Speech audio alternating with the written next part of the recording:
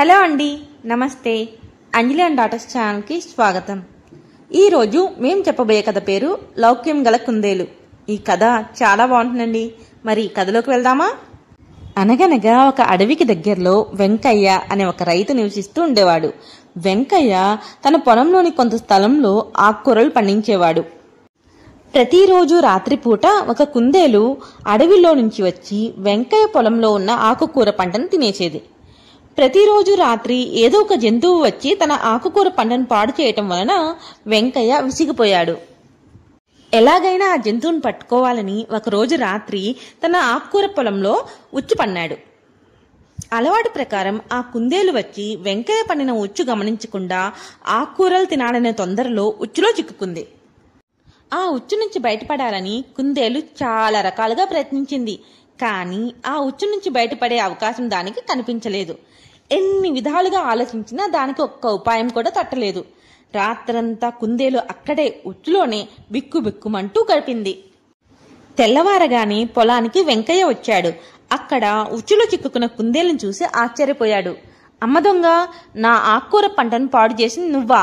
నీ సంగతి చెప్తాను ఉండు అని కుందేలును కొట్టడానికి కర్రను తీసుకురావడానికి ఇంటికి వెళ్ళాడు. అప్పుడు కుందేలు ఏడుస్తూ తలబాదుకుంటూ, అయ్యో దేవుడా, తప్పించుకునే అవకాశమే లేకుండా పోయిందే. ఈ రోజు పొద్దున్న లేచి ఎవరి ముఖం చూశానో ఏమిటో ఇలా ఇరుక్కుపోయాను అని అనుకుంటూ అలాగే దిగాలుగా కూర్చుంది. సరిగ్గా అప్పుడే ఆ సమయానికి ఒక నక్క అటువైపు నుంచి వెళ్తుంది. అక్కడ ఒంటరిగా కూర్చున్న కుందేలుని చూసి కుందేలు దగ్గరికి వెళ్ళి ఇలా అన్నది, మిత్రమా, ఇక్కడ ఒంటరిగా కూర్చున్నావేంటి? ఏమైంది? నీ మెడకు ఆ ఉచ్చేంటి అని అడిగింది. ఆ మాటలకు కుందేలు పెద్దగా నవ్వుతున్నట్లు నటిస్తూ ఇలా అన్నది, అయ్యో నక్క బావా, మంచి విషయమే అడిగావు. పొద్దున్నే భలే గమ్మత్తైన విషయం జరిగింది, చెబుతాను విను అని ఇలా అన్నది. పిల్లలకు ఒంట్లో చుస్తిగా ఉండటం వలన నాటు వైద్య దగ్గరికి వెళ్ళి కస్తూరి మాత్రలు తీసుకువెళ్దామని బయలుదేరాను. దారిలో నాకు మన ఆవు అత్త కనిపించింది. ఇవాళ మా అమ్మాయి పెళ్లి చేస్తున్నాము, నువ్వు తప్పకుండా రావాలని చెప్పింది. అప్పుడు నేను ఆవు అత్తతో ఇలా అన్నాను, అత్త, నేను ఒక పని మీద వెళ్తున్నాను, ఇప్పుడు నేను రాలేను అని చెప్పాను. దానికి అత్త అస్సలు ఒప్పుకోలేదు. కుదరదు, పెళ్లికి నువ్వు తప్పకుండా రావాలి అని నన్ను బాగా ఇబ్బంది పెట్టింది. నా పని పూర్తి చేసుకొని తప్పకుండా పెళ్లికి వస్తానని చెప్పాను. కానీ ఆవు అత్త నా మాట అస్సలు వినడం లేదు. వినకుండా నన్ను ఇక్కడ కట్టేసి నన్ను వాళ్ళ ఇంటికి తీసుకువెళ్ళడానికి ఎవరినైనా పంపిస్తానని చెప్పి వెళ్ళిపోయింది. నక్కబావా, అది సంగతి. సమయానికి వచ్చావు, నన్ను విడిపించవా? నీకు పుణ్యం ఉంటుంది. నేను నా పిల్లలకి కస్తూరి మాత్రలు ఇచ్చి రావాలి. ఆ మాత్రలు వాళ్ళకి పడితే కానీ రోగం నయం కాదు. ఒకవేళ నా బదులు నువ్వు పెళ్లికి వెళ్తావంటే నిన్ను ఇక్కడ కడతాను. అప్పుడు వాళ్ళు వచ్చి నువ్వే వాళ్ళ అతిథి అనుకొని వాళ్ళే నిన్ను పెళ్లికి తీసుకువెళ్తారు అని చెప్పింది కుందేలు. నక్క కుందేలు మాటలు విని, సరే మిత్రమా, నేను నిన్ను ఉచ్చులో నుంచి విడిపిస్తాను, నన్ను ఆ ఉచ్చులో కట్టే అని అన్నది నక్క. నక్క తనలో తాను ఇలా అనుకుంది, నన్ను ఎవ్వరు కూడా పెళ్లికి పిలవరు, ఇలా అనుకోకుండా పెళ్లికి వెళ్లే అవకాశం వచ్చింది, దీన్ని ఎలా వదులుకుంటాను అని అనుకుంది. అప్పుడు కుందేలు నక్కని తన స్థానంలో కట్టేసి, నక్క బావా, నేను వైద్యుడి దగ్గరికి వెళ్ళి మాత్రలు తీసుకుని పిల్లలకి ఇచ్చి వస్తాను, ఈ లోపల పెళ్లి వాళ్ళు వస్తారు, వారితో నువ్వు వెళ్ళు అని చెప్పి కుందేలు వెళ్ళిపోయింది.